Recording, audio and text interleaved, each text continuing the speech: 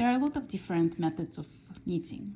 Today I want to show you the basics of continental combination knitting. And this is the way my grandmother taught me how to knit, so it's near and dear to my heart.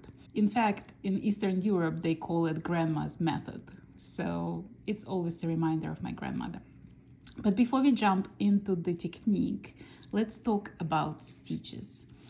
You can knit different techniques and achieve the same fabric. As you can see here, this is the garter stitch, which I knitted in combination continental knitting. And it's the same fabric you'll get using any other method. So if you look at the stitch closer, it has two legs, the right leg of the stitch in the front of the needle and the left leg of the stitch on the back of the needle. And if you mount it like this, so the right leg again is on the front of the needle, this is called Western mount.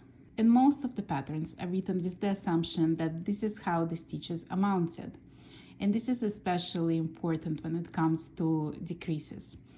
We'll get to it in the next video. Today I want to go just over the basics. When the stitch is mounted the opposite way, so the right leg of the stitch is on the back of the needle and the left leg of the stitch is on the front of the needle, this is called Eastern mount. And then there is combination continental knitting. So why do they call it combination continental knitting?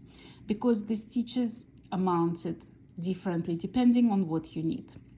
So sometimes you will knit it like regular continental knitting, inserting the needle away from you, picking up the yarn, sliding.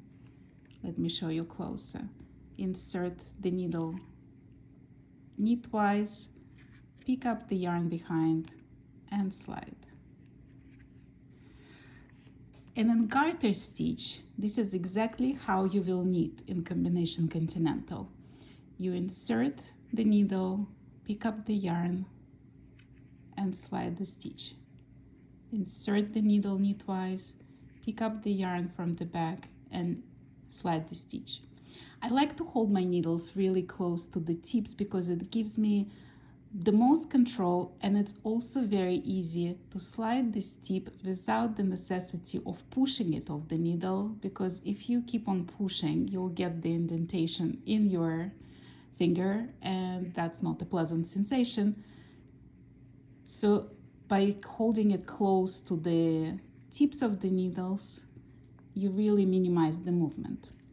Let's talk about how I control the yarn. So some people do something like this, other people wrap it twice and hold the finger far away to tension the yarn. I don't do any of that, and this is also traditional way in Russia. A lot of people do that way. You basically put the yarn like this, turn the hand, so you control it between your second and third finger. And the yarn is being held against the needle, so that creates the tension points. You have something, you hold it here and you also hold it against the needle. The thing with tension, basically the best way to achieve even tension is to repeat the process the same exact way. It's when you start changing things that the tension becomes wonky. So again, this is the garter stitch. It's the easiest stitch to learn. And all you do is insert the needle knitwise away from you, pick up the yarn from the back and slide it off the needle. And then you can see that when it comes to the back side, the stitches are mounted the same way. It's the right side of the stitch is mounted on the front of the needle. So you get the Western orientation of the stitch on both sides. In Western mount, the right leg of the stitch is on the front of the needle. And when you knit Western mounted stitches, traditionally, you wrap the yarn counterclockwise, and that puts the stitch in the same exact orientation on the other side. In the Eastern mount, the right leg of the stitch is behind the needle. And in the eastern mount stitches, you always wrap the yarn clockwise, and that puts the stitch in the right orientation. So what happens in continental combination style? Let me show you on my stockinette sample. As you can tell, the way the stitch is oriented on the right side, on the knit side, is with the right leg of the stitch behind the needle. So what's happening on the back side? Let's take a look. The purl stitch is oriented with the right leg of the stitch in the front of the needle. So is it twisted? Well, let's take a look at how the purl is done in combination continental knitting. And I must tell you, it's my favorite stitch because it's so very ergonomically friendly. So the way you purl, you insert the needle purlwise, you slide the yarn underneath of the needle, you pull the stitch off. Let me show you again, slow. Insert the needle purlwise, put the yarn underneath, pull, and take it off the needle. And you can see how it's not a jerky movement. It's very smooth, easy movement. You don't stress. It's like very minimal. So again, slide purlwise, guide the yarn underneath, and slide. Slide the needle purlwise, guide the yarn underneath of the stitch, and slide.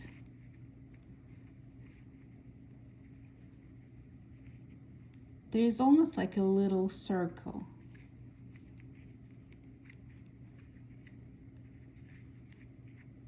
And you can see that I'm wrapping the yarn clockwise. And you often ask me, but doesn't it twist the stitch on the other side? So let's see what's happening on the other side. I already mentioned to you that on the right side, the stitches are oriented differently now, because you remember we wrap the yarn clockwise instead of counterclockwise. So it placed them in the eastern mount orientation. So how do we deal with it? How do we make sure that the stitch won't end up twisted?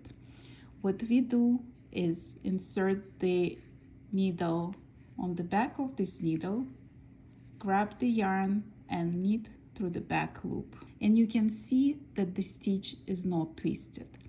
If we knitted it like we usually would in traditional Western way, through the front leg of this loop, then we would twist the stitch. But by knitting through the back loop, we put the orientation of the stitch the right way, so the fabric stays the right way. So you insert the needle on the back side, grab that yarn and pull the stitch off. Again, knit through the back loop.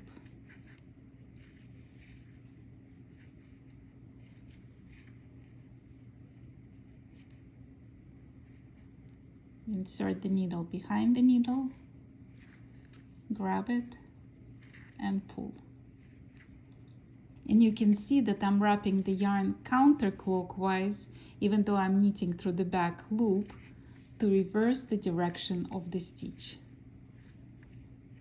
And it's very important to understand that the only way to make the stitch twisted is if you change the orientation, right? Like, so if the stitch is supposed to be this way in the fabric, if we knit through the front leg, we're gonna get a twisted stitch.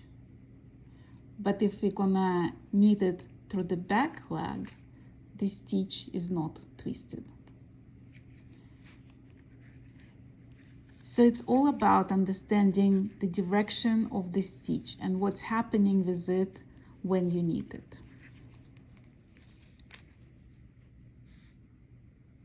As you can see, none of the stitches are twisted. And this is what the purl side looks like. I hope that gave you a little bit of understanding of how to do the combination continental knitting. If you would like me to do another video to show how to do decreases in combination continental knitting, please write a comment. And if there is enough interest, I'll make another video showing the decreases in combination knitting and how they correspond to the decreases in traditional knitting. I hope you enjoyed it. Till next time, happy crafting!